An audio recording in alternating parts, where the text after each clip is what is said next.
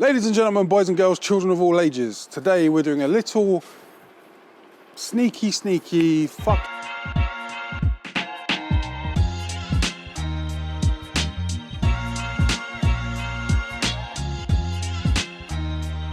Well, go on, ladies and gentlemen. So listen, a lot of the stuff we do on Sunday sessions is barbecue based, right?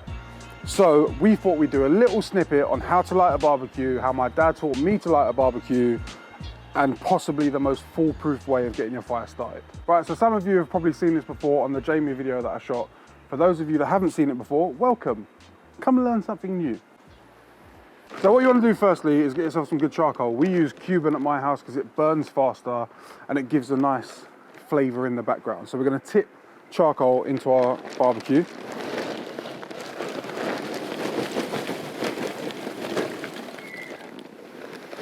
The charcoal itself comes in all different shapes and sizes, right? So you've got big bits, you've got obscure bits, you've got some bits that are flat, some bits that are rectangular. What we want to do is build a cone shape with our charcoal, almost like we're playing Jenga.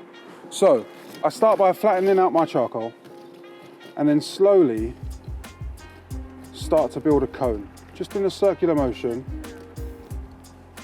making sure that there's a hole in the middle.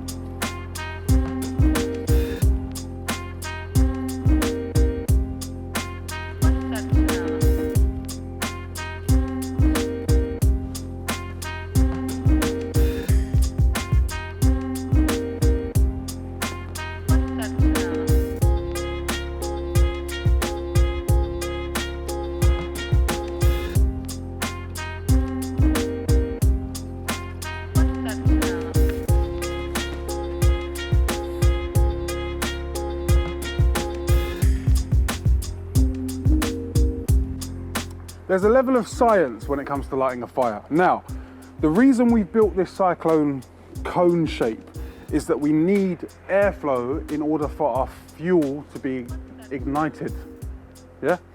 So, our fuel being the charcoal, our ignition being our fire lighter, and in order to keep that burning so that it can burn consistently, we need to allow air to flow through it. So every time you stack a piece of charcoal, you're allowing a little hole where air can travel through and keep your fire lit.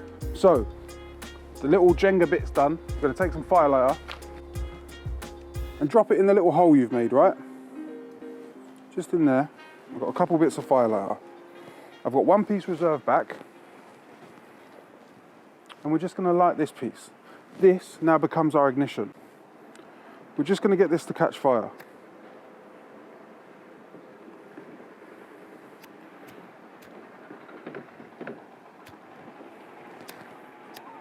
I'm gonna set this bit of fire lighter alight.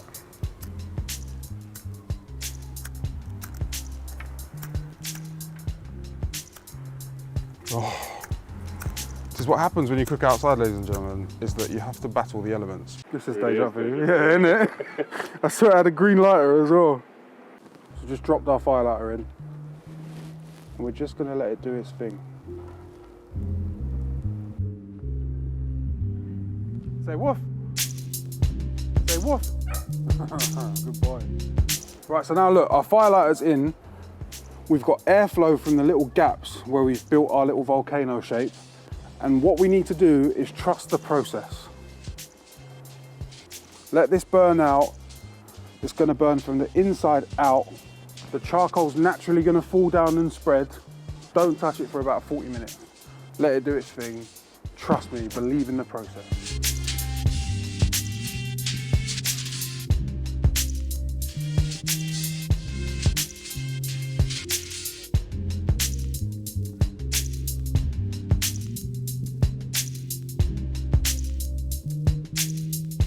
So look, I've not touched this fire at all, and as you can see, it's still kind of got the volcano shape, but the bits at the top, like this bit and this bit here, have fallen down and they're now burning from the bottom up.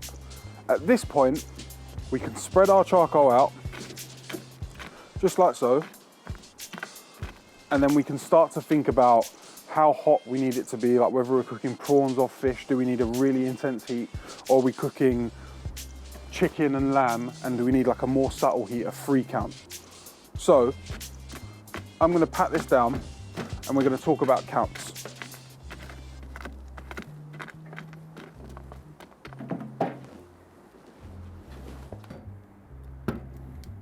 So you'll often hear me say, we're at a 3 count or at a 5 count. Now this is a term that my dad taught me was about measuring the intensity of your heat, right? So a 1 count, we're looking at fire roasting vegetables, grilling peppers, grilling tomatoes. A 2 count, we're moving into fish, crispy skin, prawns, lobsters, that kind of vibe.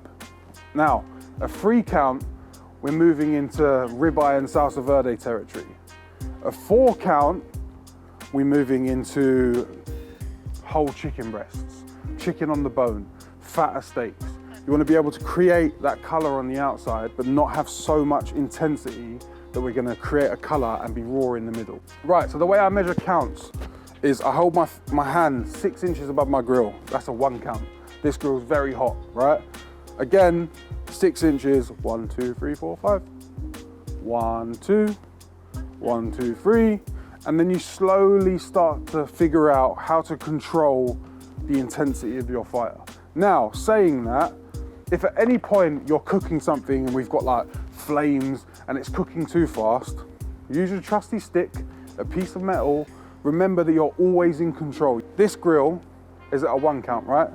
But if I slowly start to spread my charcoal out, push it to one side and have a direct heat and an indirect heat, 1, 2, 3. I can go to a 3 count.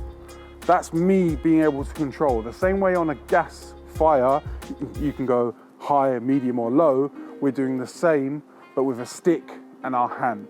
Go out, light your barbecues, buy some fish, buy some meat, do some recipes, cook up, and just make sure that you're not serving people raw sausages.